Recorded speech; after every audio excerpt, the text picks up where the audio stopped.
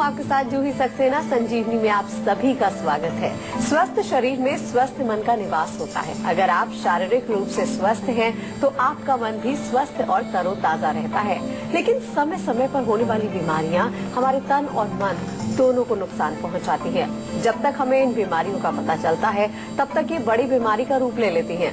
रोज की तरह आज भी संजीवनी में हमारे साथ मौजूद हैं विश्व प्रसिद्ध आयुर्वेदाचार्य डॉक्टर प्रताप सिंह चौहान जी, जिनका संकल्प घर घर में आयुर्वेद को पहुंचाना है और आयुर्वेदिक तरीकों से आपकी हर बीमारी का समाधान करना है। डॉक्टर साहब, बहुत बहुत स्वागत है आपका। शुक्रिया जी। आज संजीवनी में हम बात करने वाले हैं सर्दियों में होने वाले हार्ट प्रॉब्लम की। सर्दियों में क्यों आता है ज्यादा हार्ट अटैक और सर्दियों में सावधानियां बरतें ताकि आप हार्ट और अपने हार्ट को सुरक्षित रख सके। आज डॉक्टर चौहान से इसी बात पर हम विस्तार से बात करेंगे। साथ ही संजीवनी टिप्स में जानेंगे सर्दियों में कैसे बचे ड्राइनेस से। लेकिन उससे पहले जान लेते हैं कौन सी बीमारियां सर्दी के मौसम में घातक हैं।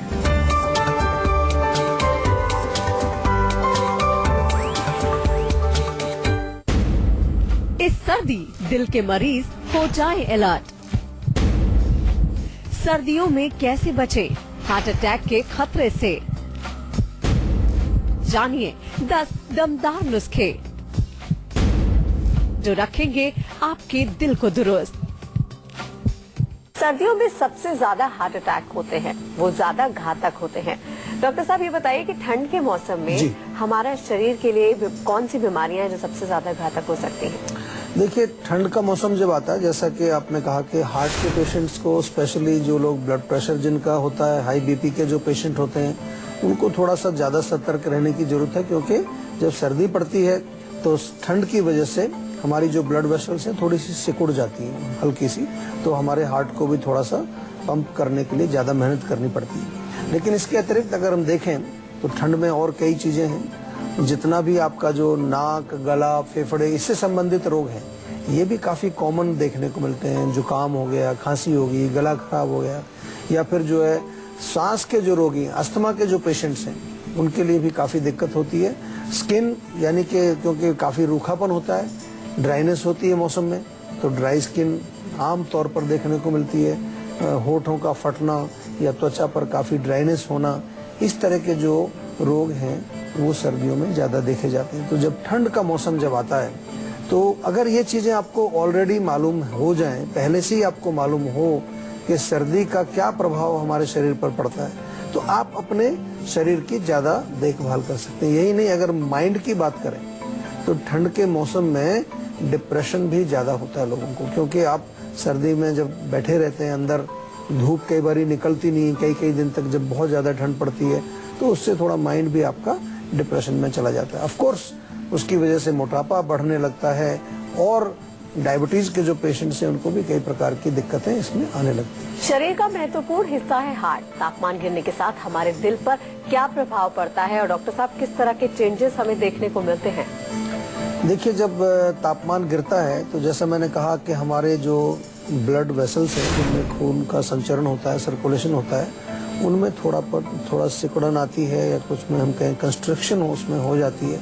एज ए रिजल्ट जब कंस्ट्रिक्ट हो जाएंगी ब्लड वेसल्स, तो हार्ट को थोड़ा सा एक्स्ट्रा मेहनत करना पड़ता है, उसकी मसल्स को और ज्यादा जोर लगाना पड़ता है उसमें।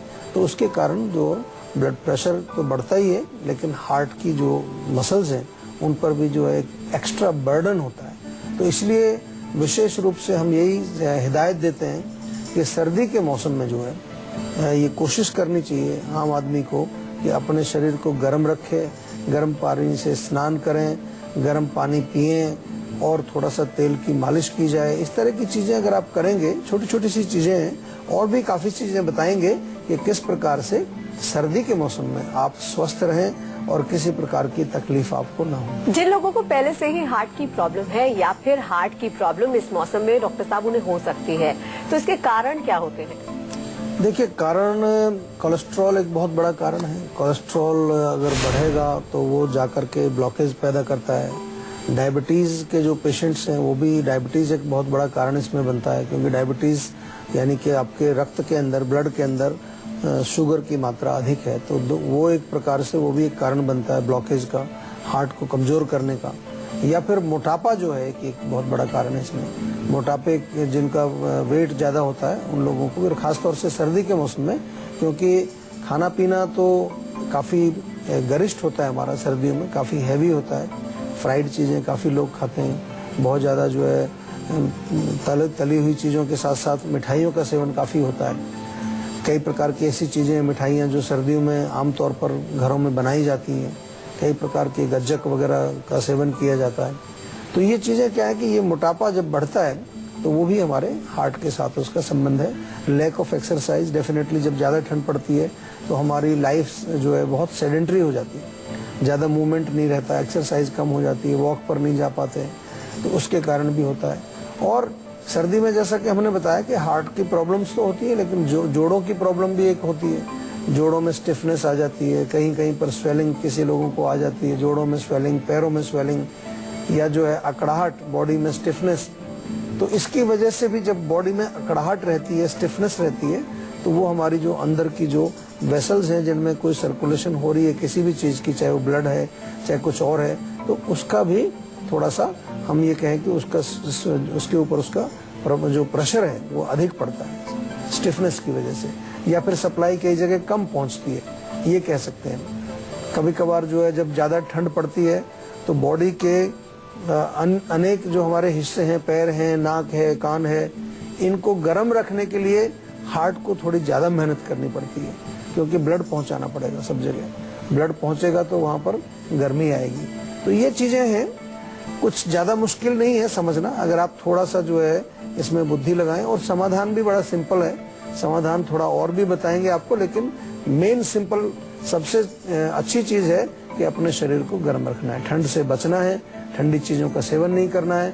जैसे मैंने कहा ड्राइनेस होती है तो रूखी सूखी चीज़ों का सेवन नहीं करना है, तली हुई चीज़ों का सेवन नहीं करना है, बहुत ज़्यादा फैट चिकनाई का सेवन नहीं करना है, मिठाई का सेवन नहीं करना है। खाना खाएं, अच्छा खाना खाएं, हरी सब्जियां खाएं, सूप इत्यादि का सेवन करें, या फिर जो है आप कुछ ऐसी चीज़ें बनाएं जो बॉडी में आपको थोड़ा सा हीट भी दें और पाचन उनका आसानी से हो जाए।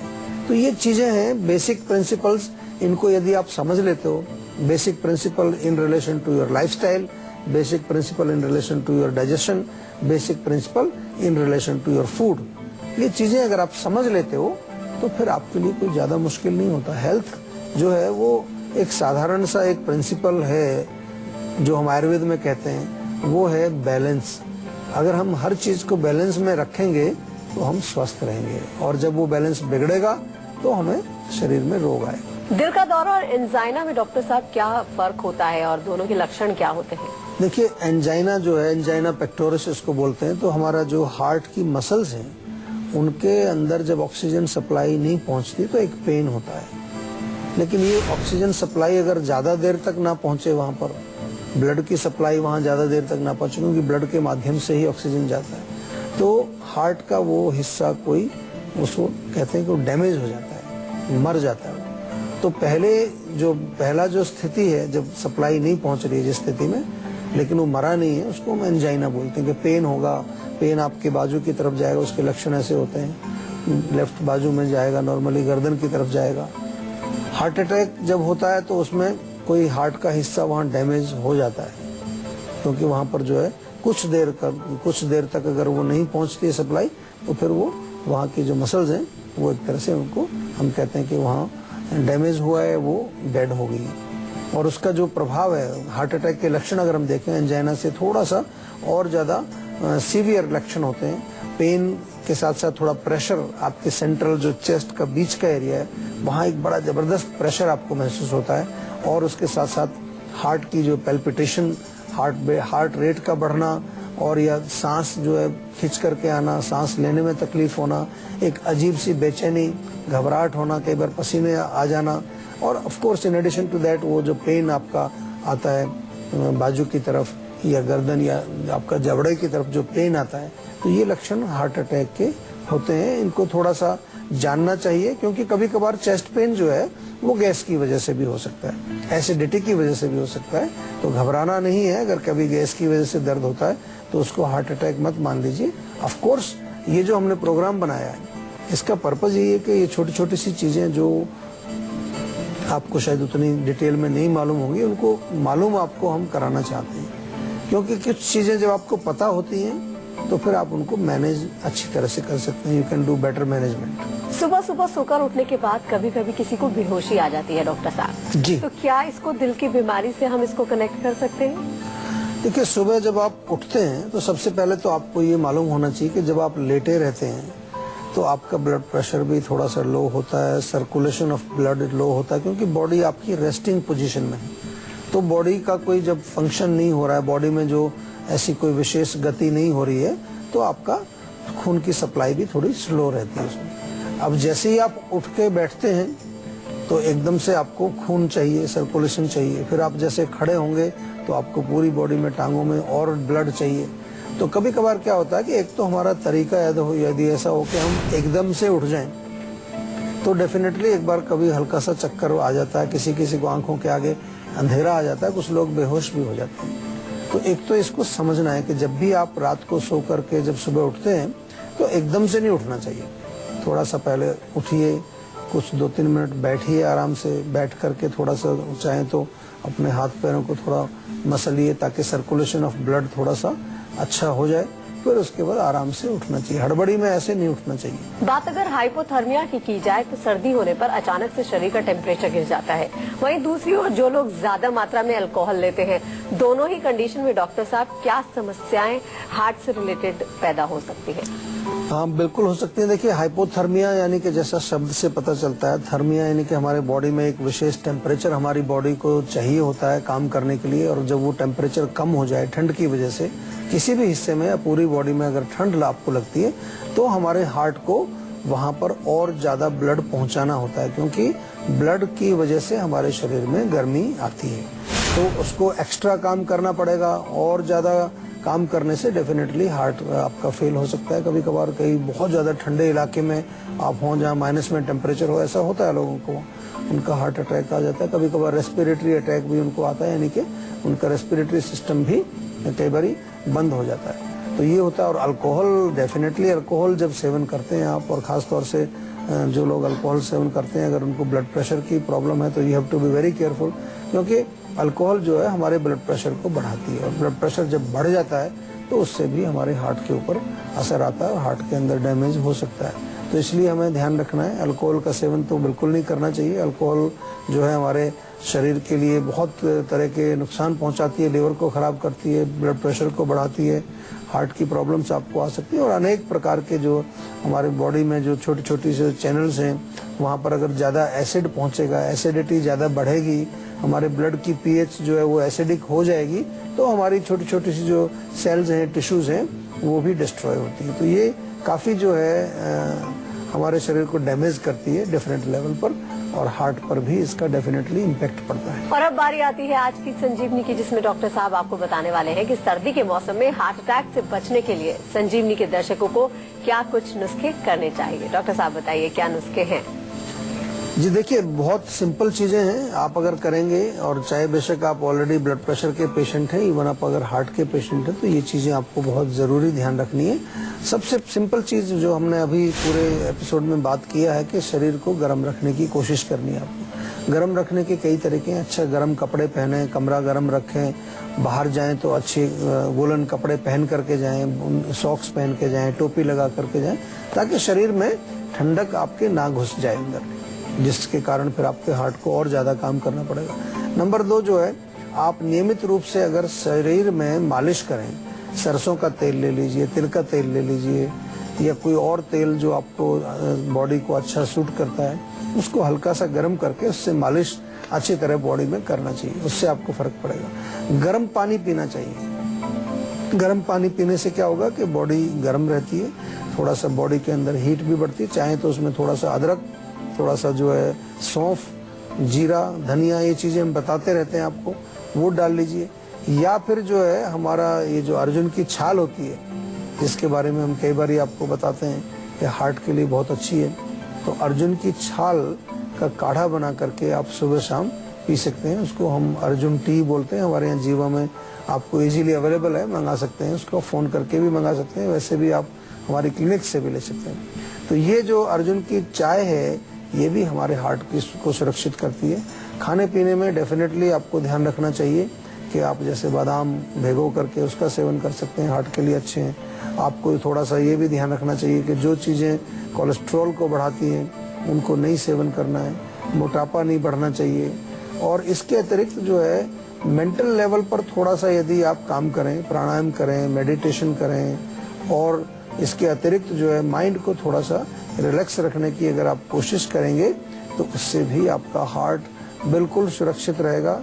कोई किसी प्रकार की चिंता नहीं करनी है, क्योंकि टेंशन या स्ट्रेस के कारण भी ब्लड प्रेशर बढ़ता है और वो भी हमारे हार्ट को नुकसान पहुंचाती है। तो ये छोटी छोटी सी चीजें हैं। इसके अतिरिक्त हमारे यहाँ आयुर्वेद में बहुत अच्छी औषधियाँ हैं।